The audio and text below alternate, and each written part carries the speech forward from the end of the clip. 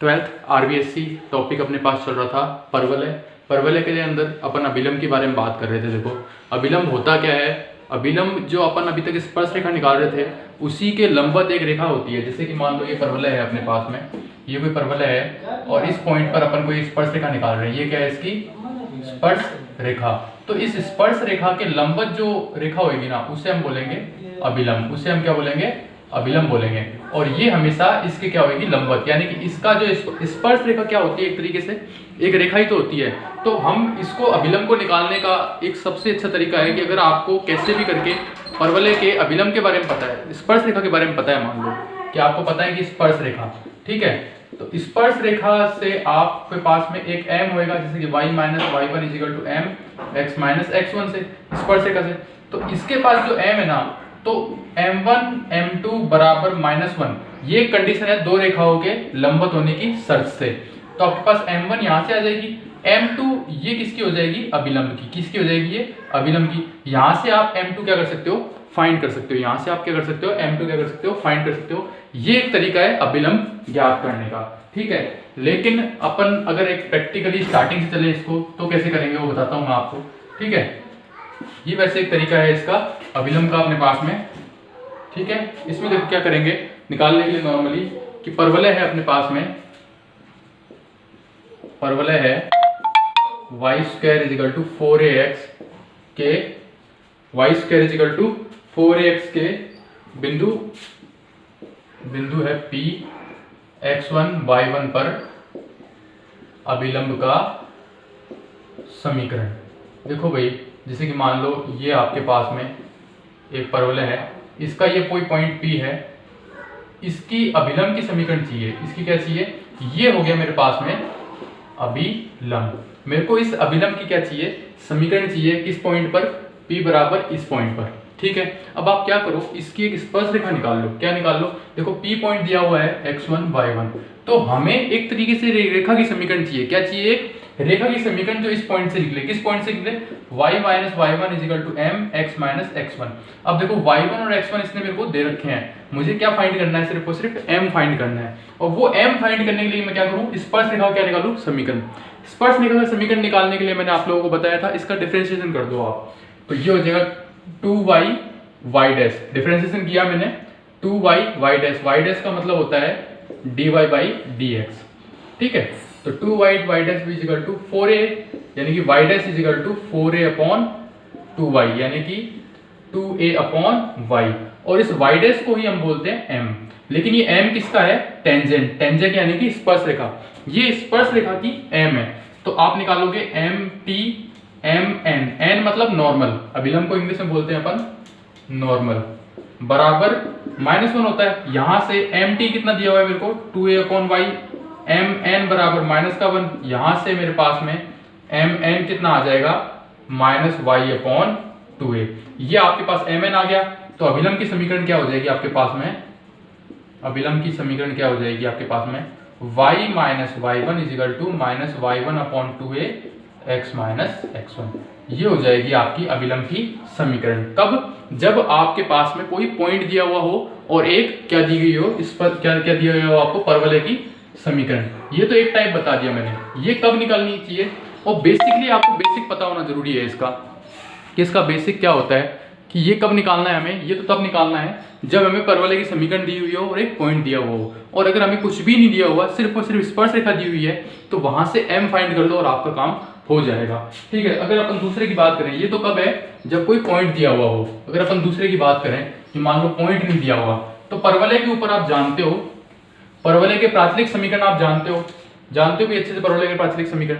देखो प्राचलिक समीकरण की बात करें कि परवलय, यहाँ पे पॉइंट लगाओ, परवलय, एक सेकंड।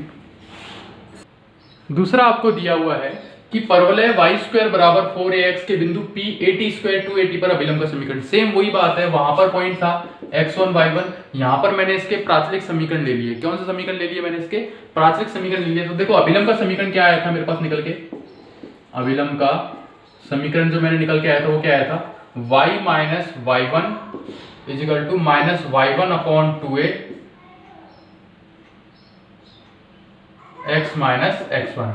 यही तो निकल के आया था भाई अपने पास समीकरण जो थोड़ी देर पहले निकल के आया था, ठीक है, y माइनस वाई वन।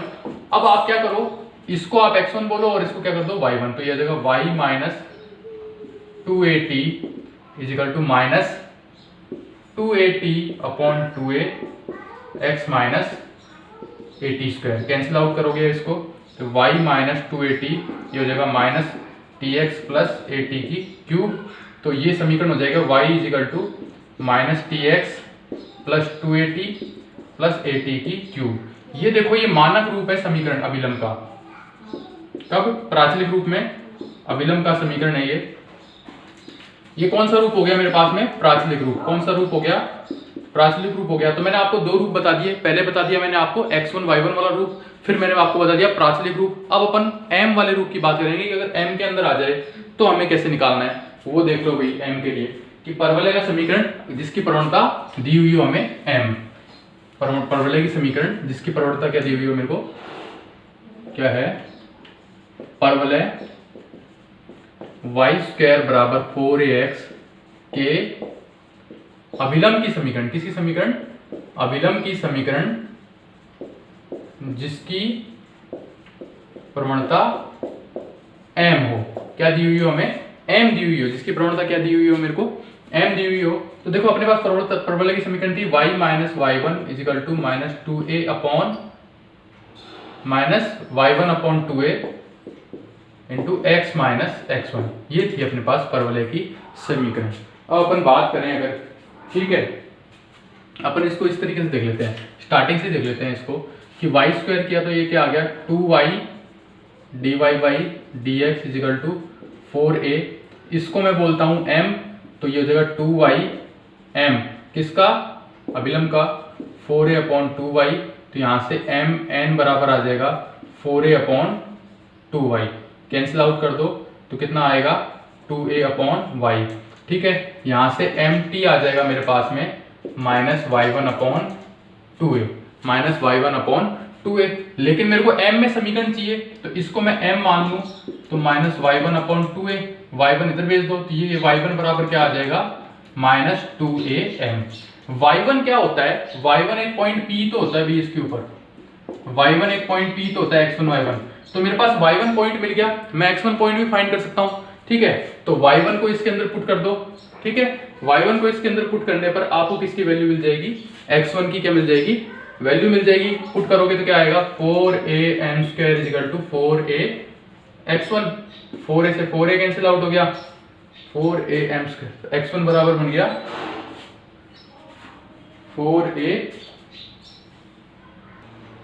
हाँ तो क्या था? y1 बराबर माइनस 2a, ठीक है।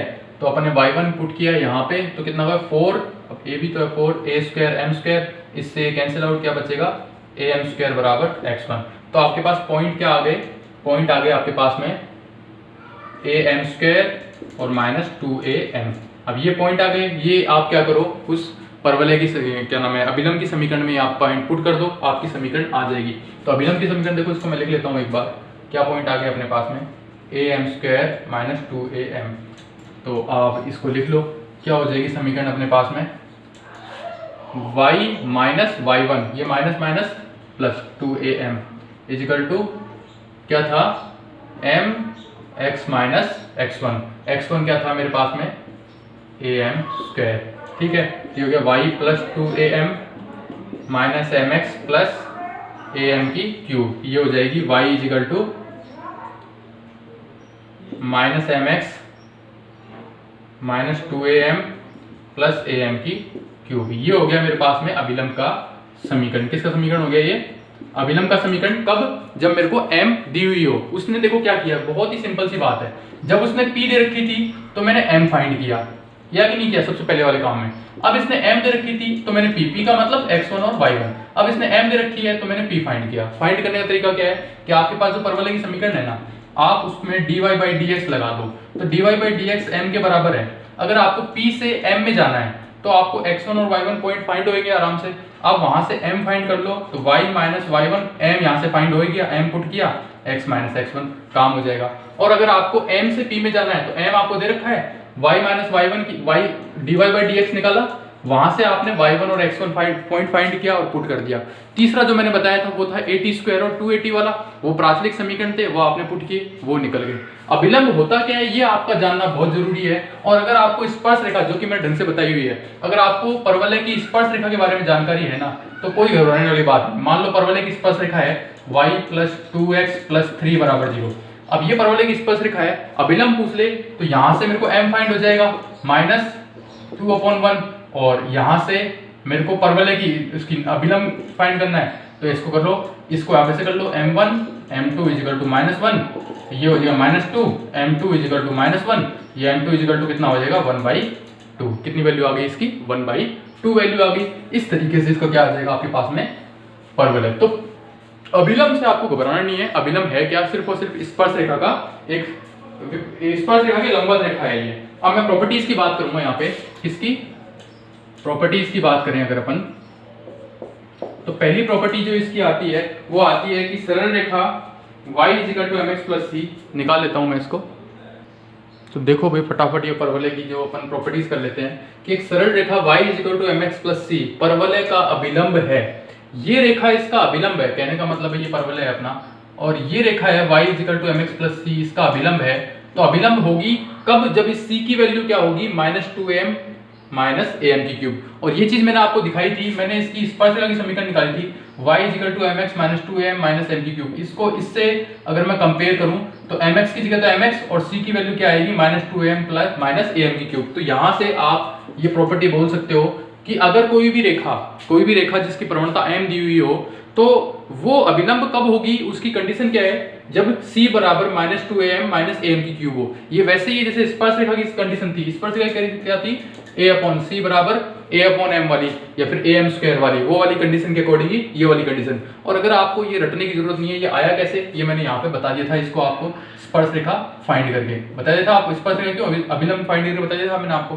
दूसरी कंडीशन क्या बोलती है कि परवलय y² = 4ax के पर स्थित कोई बिंदु P है, ये परवलय है, इसके ऊपर कोई पॉइंट है P, at1² और 2at1, इसके ऊपर कोई अभिलंब खींचे अपन, इसके ऊपर क्या खींचे, कोई अभिलंब खींचे। देखो ये स्पर्श रेखा अभिलंब खींचा, तो इसके पॉइंट Q से भी निकलेगा ये पॉइंट, Q से भी निकलेगा ये पॉइंट। तो P अगर पॉइंट at1 और 2at1 मानूं मैं, और Q पॉइंट में at2 और 2at2 मानूं मैं, at1 at2² और 2at2 मानूं, तो t2 और t1 में रिलेशन, जैसे कि मैंने स्पर्श रेखा में बताया था, t1 और t2 का रिलेशन क्या होता है, -1 होता है।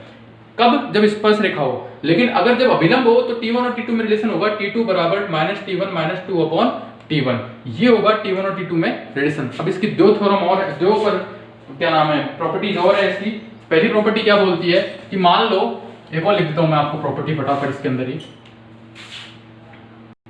तो देखो भी इसकी प्रॉपर्टीज बता देते हैं कि यदि एक परवलय है y² = 4ax के बिंदु P, यानी कि कोई भी अपना पास परवलय है भाई, ठीक है, इसके बिंदु P, ये कोई T1 है, इसके ऊपर और बिंदु कोई Q इसके ऊपर, इन दोनों बिंदुओं से कोई मैं अभिलंब खींचूं, इन दोनों बिंदु परवलय के ऊपर कोई पॉइंट है, इन दोनों बिंदु से मैं कोई अभिलंब खींचूं, और वो मान लो किसी तीसरे पॉइंट R पर जाके मिल रहा है, तीसरे पॉइंट R पर जाके मिल रहा है, तो इन T1 का मतलब यहाँ पर वो at1² और 2at1 वाला नहीं है, यहाँ पर T1 का मतलब है ये कोई पॉइंट है, और Q का मतलब है कोई पॉइंट T2 है। तो उन दोनों कोऑर्डिनेट्स का जो मल्टीप्लाई होगा ना, वो 2 के क्या होगा, बराबर। ये डायरेक्ट रिजल्ट है याद करने वाला कि भाई एक जो P1 कोऑर्डिनेट है मेरा और एक Q है, जैसे मान लो P का कोई कोऑर्डिनेट है T1, Q का कोई कोऑर्डिनेट है T2, तो उन दोनों का मल्टीप्लाई 2 के क्या होगा, इक्वल होगा। ये बात आई समझ में।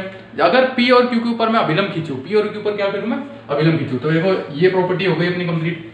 दूसरी प्रॉपर्टी देखो मैं समझाता हूं आपको कि परवलय की नाभीय जीवा, आप जानते हो नाभीय जीवा क्या होती है, ये अपने पास परवलय है, तो वो जीवा जो इसकी नाभि से गुजरे उसे हम बोलते हैं नाभीय जीवा। तो नाभीय जीवा के एक सिरे पर अगर मैं स्पर्श रेखा खींचूं, इस सिरे पर क्या खींचूं मैं, स्पर्श रेखा, और इस सिरे पर क्या खींचूं मैं, अभिलंब खींचूं। क्या खींचूं मैं, अभिलंब खींचूं। तो ये जो अभिलंब है ना, क्या अभिलंब और स्पर्श रेखा ये आपस में क्या होते हैं, समांतर। समझो बात को कि परवलय है, इसके नाभीय जीवा है ये PQ, इसके एक सिरे पर तो मैं स्पर्श रेखा खींचूं और एक सिरे पर मैं अभिलंब खींचूं। क्या खींचूं, अभिलंब। तो ये जो अभिलंब और ये स्पर्श रेखा है ना, ये एक दूसरे क्या होती है, समांतर। कि परवलय के नाभीय जीवा के एक सिरे से खींची गई स्पर्श रेखा दूसरे सिरे पर खींची गई अभिलंब की क्या होती है, समांतर होती है। आई बात समझ में अच्छे से भाई, ठीक है। तीसरी बात अब हम कर लेते हैं कि देखो ये परवलय है कोई अपने पास में, ठीक है। और ये इसकी कोई नाभीय जीवा है, P और Q, ये नाभीय जीवा है। इसके ऊपर मैं अभिलंब खींचूं तो इसके ऊपर अभिलंब ऐसे खींचेगा भाई मेरे पास, ये खींचेगा अभिलंब इसके ऊपर, और इसके ऊपर कोई अभिलंब खींचूं मैं Q पॉइंट के ऊपर तो वो ऐसे खींचेगा भाई। तो ये दोनों अभिलंब एक दूसरे के क्या होते हैं, लंबवत। पहली बात तो क्या बोली थी मैंने, परवलय के नाभीय जीवा, कौन सी जीवा है ये, नाभीय जीवा के सिरे पर अगर मैं अभिलंब खींचूं, नाभीय जीवा के सिरे पर अगर मैं अभिलंब खींचूं तो वो दोनों अभिलंब एक दूसरे के लंबवत होते हैं, वो दोनों अभिलंब एक दूसरे के क्या होते हैं, लंबवत होते हैं। उसके अलावा ये दोनों अभिलंबों को अगर मैं आगे बढ़ाऊं, इन दोनों अभिलंबों क्या करूं, आगे बढ़ाऊं, तो वो कहां पर मिलते हैं, अक्ष पे मिलते हैं। कहां पर मिलते हैं, वो एक दूसरे के अक्ष पे। ये सारी प्रॉपर्टीज कंपटीशन के पर्पस से है, सिलेबस के पर्पस से नहीं है, लेकिन आपको पता होना बहुत जरूरी है। तो यहाँ पर अपना परवलय का अभिलंब कंप्लीट हो गया, स्पर्श रेखा कंप्लीट हो गई। अब आगे की बात करेंगे अपन